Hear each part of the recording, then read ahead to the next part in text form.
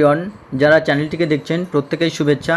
প্রথমেই বলি, আপনারা জানেন যে গত 22 এপ্রিল কলকাতা হাইকোর্টের জাস্টিস রাজশেখর মান্তা 2014 টেট সম্পর্কে যে অর্ডার দিয়েছেন সেখানে কি বলা হয়েছে এবং আগামী 30 এপ্রিল নেক্সট হিয়ারিংয়ে যে কী রায় হতে চলেছে তার অর্ডার কপিটি পুঙ্খানুপুঙ্খ করে শোনাচ্ছি।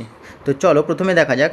দেখো, এখানে গত যে হিয়ারিং হয়েছিল 22 এপ্রিল, সেখানে কোর্ট নাম্বার 13 এবং আইটেম নম্বর 4 থেকে 7 পর্যন্ত সেখানে কি বলা হয়েছে। তো এখানে রিট পিটিশন 2005 অফ 2022, আর সেখানে বেশ কিছু আইএ ফাইলও পরবর্তীতে যুক্ত হয়।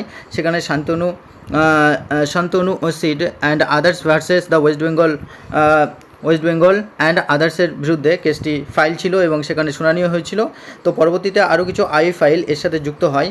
তো দেখো, প্রথমে এখানে অ্যাডভোকেট হিসাবে ছিল যে mister Bikash Ranjan Bhattacharya senior advocate এবং দিব্যেন্দু চ্যাটার্জি ও অন্য যে সমস্ত অ্যাডভোকেটদেরকে আমরা এখানে দেখতে পাচ্ছি, এরা প্রত্যেকেই ছিলেন। এই যে জাজমেন্ট, সেই জাজমেন্টের প্রথমে অর্ডার কপিতে কি বলা হয়েছে যে for the applicant in can of 2024 WPA 2005-2022। তো এখানে 2024 হবে। Can on of 2024 is an application filed by the successful TET candidates in the recruitment process of 2016 অর্থাৎ 2016 সালের যে রিক্রুটমেন্ট প্রসেস ছিল সেখানে সাকসেসফুল ক্যান্ডিডেটরা এই অ্যাপ্লিকেশনটি করেন এবং দে আর সাকসেসফুল ইন টেট 2014 সালে তারা সফল candidate. The subject matter of the writ petition is in fact, এবং এই সাবজেক্ট ম্যাটার বা বিষয়বস্তু এই রিট পিটিশনের সেটা হলো the TET 2014 and the illegality which occurred under এবং 2014 সালে যে রিক্রুটমেন্ট হয় সেখানে যে নিয়ম বিরুদ্ধ কিছু ঘটনা ঘটেছিল সে সম্পর্কে। This court is of the view that applicants R necessary and proper to the instant প্রসেসিংস, এবং এই প্রসিডিংস বা এই কোর্ট সেই অ্যাপ্লিক্যান্টসদের অ্যাপ্লিকেশন অনুযায়ী সেগুলি পর্যবেক্ষণ করেন এবং পরবর্তী যে পদক্ষেপ সেগুলো বা স্টেপ সেগুলো নেওয়ার জন্য সেখানে বলেন। এখানে 2 নম্বরে বলা হয়েছে the other prayer for vacating this court's order dated 9 April 2024 is not considered at this stage. কিন্তু এই সময় যে 9 এপ্রিল এবং 2024 যে প্রেয়ার করা হয়েছিল, অর্থাৎ যেটার জন্য যেখানে অ্যাপিল করা হয়েছিল, কিন্তু সেই অর্ডারকে এখানে কিন্তু কনসিডার করা হয়নি, অর্থাৎ এটাকে বাতিলও করা হয়নি। The said prayer is reserved for being heard at the time of final consideration of the writ petition. এই রিট পিটিশনের যখন ফাইনাল জাজমেন্ট হবে সেখানের জন্য এটাকে রিজার্ভ করে রাখা হয়েছে। All the questions including the maintainability shall be hard, এবং এই টেট সম্পর্কে যে সমস্ত রক্ষণাবেক্ষণ বা সমস্ত কিছু রয়েছে, সমস্ত প্রশ্ন রয়েছে, সেগুলো কিন্তু সেখানে শোনা হবে।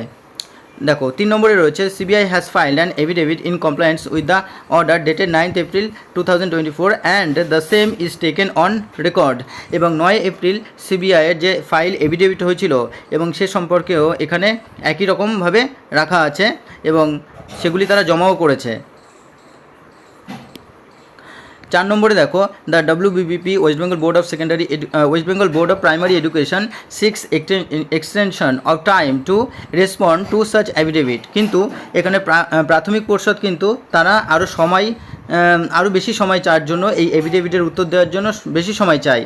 Such time is allowed pretemporarily until the next date of hearing is for example 30 April 2024, অর্থাৎ 2024 সালে 30 এপ্রিল, অর্থাৎ আগামী যে 30 এপ্রিল সেখানে তার মধ্যেই কিন্তু তাদেরকে আরও সময় দেওয়ার কথাও বলা হয়েছে।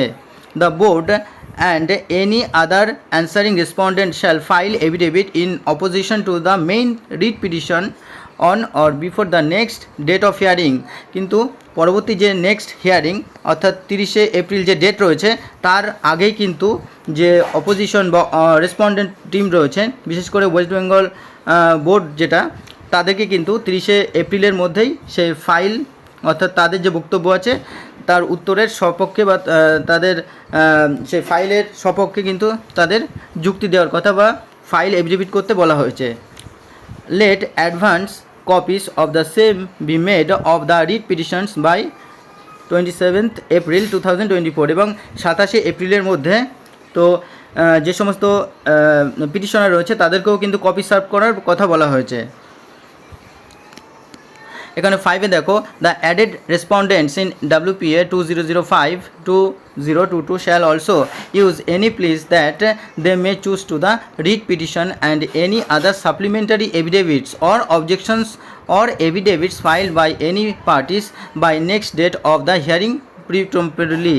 এবং সবাইকে বা যারা পিটিশনার আছে, যারা রেসপন্ডেন্ট আছে, তাদের কিন্তু যে সমস্ত ফাইল তারা অ্যাড করতে চায় তারা আগামী যে হিয়ারিং রয়েছে তার মধ্যেই কিন্তু তাদেরকে বা নেক্সট হিয়ারিংয়ের মধ্যেই কিন্তু তাদেরকে জমা করতে হবে। Advance copies may be served on the petitioners by 27 April 2024 এবং 27শে এপ্রিলের মধ্যেই পিটিশনারদেরকে কিন্তু কপি সার্ভ করতে হবে। আর এখানে দেখো 6 নম্বরে রয়েছে, it is made absolutely clear that no adjournment shall be given to any parties on 30 April 2024, অর্থাৎ 30শে এপ্রিল 2024-এর 30শে এপ্রিল যে হিয়ারিং আছে সেটা কিন্তু স্পষ্টভাবে কোর্ট থেকে জানিয়ে দেওয়া হয়েছে সেদিন কোনো কোর্ট বন্ধ থাকবে না, অর্থাৎ সেদিন কিন্তু হিয়ারিং হচ্ছেই। when the matter shall be taken up for final hearing as specially fixed matters at 10:30 AM এবং সকাল 10:30 সেটা ফিক্সড ম্যাটার হিসেবে কোর্টে রাখা হয়েছে। আর সাথে দেখো, evidence of payment of court fees in item number 6 and 7 are taken on record এবং রেকর্ড অনুসারে তাদের ফিস পেমেন্টও এখানে ইতিমধ্যে হয়ে গেছে। তো উপরোক্ত এই অর্ডার কপি অনুযায়ী এখন এটাই বলা যেতে পারে যে দেখো অর্ডারটি থেকে কোনো কিছু স্পষ্ট নয় যে আগামী 30শে এপ্রিল কী হতে চলেছে। এবং গত হিয়ারিংয়ে পিটিশনার্সদের অ্যাডভোকেট যখন বারবার জাজকে জানায় যে এখানে 42,949 এবং 16,500 রিক্রুটমেন্টের নিয়োগ প্রক্রিয়ায় ব্যাপক দুর্নীতি হয়েছে এবং সেখানে যে 2014 টেটের যে সিবিআই রিপোর্ট অনুযায়ী যে জমা পড়েছিল সেই বিষয়গুলি থেকে উঠে আসে যে সেখানে কিন্তু অনেকগুলি বিষয় উঠে এসেছে। সেখানে কী কী বিষয় উঠে এসেছে, সেখানে রিক্রুটমেন্টের কোনো রুল মানা হয়নি প্রথমত, দ্বিতীয়ত ক্যাটাগরি ওয়াইজ কাট অফ করা হয়নি, আর তৃতীয়ত কোনো প্রকার মেরিট লিস্ট কিন্তু প্রকাশ করেনি পর্ষদ। শুধু তাই নয়, সেখানে কিন্তু দেখা গেছে যে কেউ 14তে চাকরি পেয়েছে তো কেউ আবার 17 পেয়েও চাকরি পায়নি, আবার অনেকে সাদা কাতাতেও সেখানে চাকরি পেয়েছে। শুধু তাই নয়, আবার কিছু ক্যান্ডিডেটের লো একাডেমিকতে ইন্টারভিউতে কিন্তু আবার 10-এ 10ও দিয়েছে। এবং এই সমস্ত কিছু পর্যবেক্ষণ করে বিচারপতি মান্থা বলেন যে আগামী 30শে এপ্রিলের মধ্যে পর্ষদ যদি দুর্নীতিগ্রস্তদের বিরুদ্ধে উপযুক্ত ব্যবস্থা না নেয় তাহলে কিন্তু তিনি হুঁশিয়ারি সুরেই বলে দেন যে তার কোপ কিন্তু প্রায় 60,000 চাকরির ওপরে পড়বে। তবে আগামী 30শে এপ্রিল কী হতে চলেছে সেটাই কিন্তু এখন দেখার বিষয়। কিন্তু এসএসসি এর মতো ভুল পদক্ষেপ হয়তো প্রাইমারি বোর্ড নেবে না এবং নেওয়া উচিত না, কারণ অলরেডি 14 টেট থেকে যেখানে 2016 সালে যে রিক্রুটমেন্ট হয়েছিল 42,949 এবং 2020 রিক্রুটমেন্ট অর্থাৎ 16,500 এবং যে চলতি 2022-এর রিক্রুটমেন্ট 11,765, সেখানে কিন্তু ইতিমধ্যেই নিয়োগ সম্পন্ন হয়েছে এবং আগামীতেও 2020-22 ডিএলএড সেশন থেকেও প্রায় 2500 এখান থেকে নিয়োগ হতে চলেছে। পর্ষদ যদি 60,000 চাকরির রিক্রুটমেন্টের সমস্ত অসঙ্গতি দূর না করে এবং উপযুক্ত ব্যবস্থা গ্রহণ না করে তাহলে কিন্তু ওই সমস্ত শিক্ষকরা বিপক্ষে পড়তে পারেন। সুতরাং আশা করছি এসএসসি এর মতো আগামী 30শে এপ্রিল পর্ষদ কোনো ভুল পদক্ষেপ নেবে না যাতে শিক্ষাক্ষেত্রে আর এক অচল অবস্থার সৃষ্টি হয়।